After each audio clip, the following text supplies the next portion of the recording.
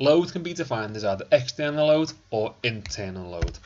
Now, external load is any external stress, including both training-related stresses and non-training related stresses. Internal load is the body's resultant physiological response to any given external load. So simply put, your external load is anything that your body or mind has to deal with, whether it be strength training, conditioning, home life, work life, absolutely anything. And the internal load is how well you're dealing with it, both physiologically and psychologically. Now, a low internal load is going to mean that you're dealing pretty well with everything and we're good to go. And a high internal load means you're going to be dealing not so well with it and something's going to need to be altered.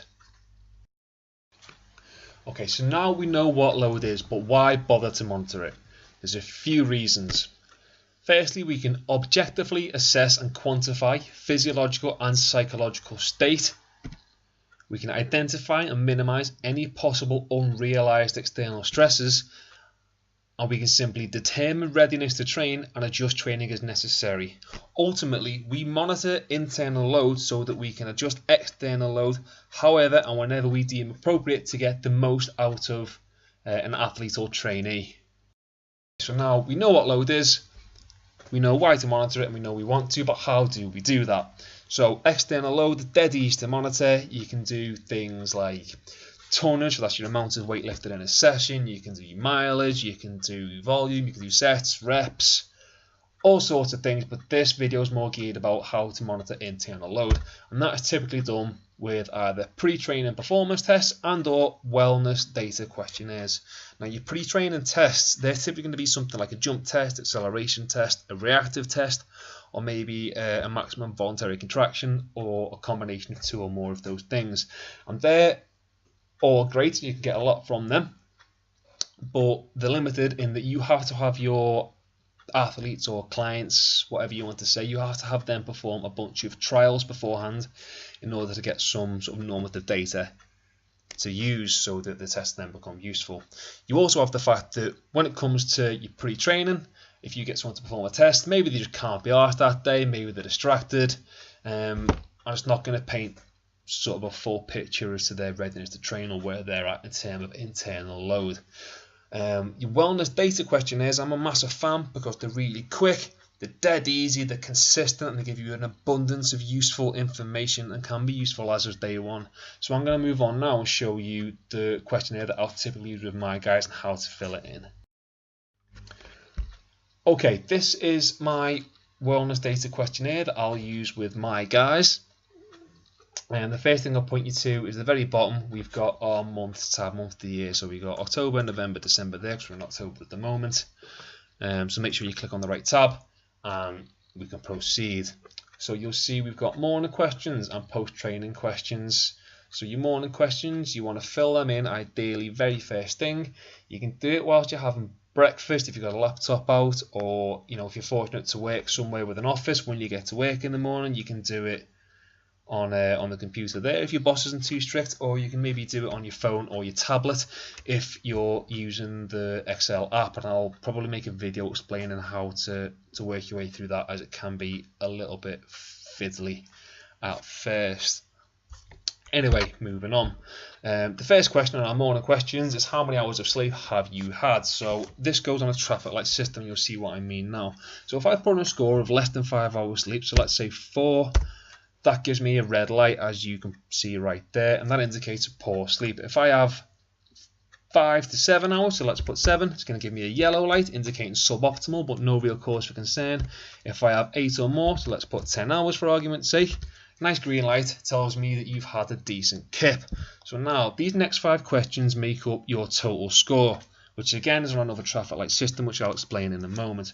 So we've got sleep quality, perceived fatigue, muscle soreness, stress levels, and your mood that day. So if we look up to our table and we refer to that, you've got those questions down the left hand side, and at the top you've got a scale of 1 to 5. So this is the score that you're going to put in. You can't put in a score of more than 5 because the table won't accept it, and it will tell you to put in a correct value.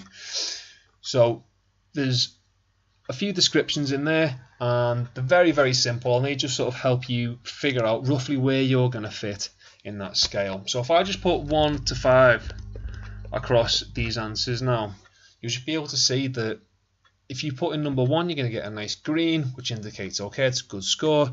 If you put in a 3, you get a yellow box, which goes okay, it's an average score. If you put in a 5, you get a red box, which indicates a poor score. Now this is really handy because as you go down the month and a little bit of time passes and you start putting your scores in regularly, you can start to see sort of blocks of colours and patterns start to be identified, and it allows me as a coach to then help my athletes decide what can we rectify, what needs to change, what's good, what do we carry on with. So we go back up now and we have a look, and we got a total there. So we've got a yellow light, and that's 15, and I'll explain that now. So if you get a score of only 1 to 6, you're going to get a green light, and that goes okay, very low internal load, you're dealing well with all your external stresses.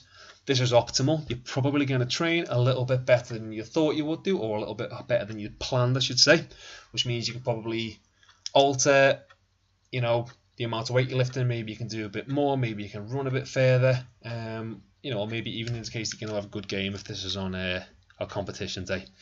If you get a score of 7 to 15, that's going to give you a yellow light, which says okay, suboptimal, but no real cause for concern. You're probably going to train as planned, and very little is going to need adjusting. If you get a score of 16 or more, you're going to get a red light, and that goes okay, poor score, high internal load, something will need adjusting, or you won't train as well as planned. So you can adjust some sort of training variable there. So you might lower the amount of weight you're going to lift. If you're in the gym, you might do less sets, do less reps. You might you might not run as far, you might do less intervals, or you might even change the session itself. So instead of doing maybe a heavy session, you can do a recovery session or a technical session.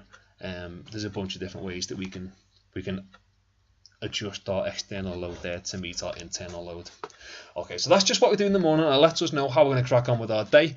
Now if we have a look just here, we've got 2 post-training questions, dead easy. So once you've trained or competed or whatever it may be, click the box, there's a little drop down button right there. So if I click that, we get this drop down menu.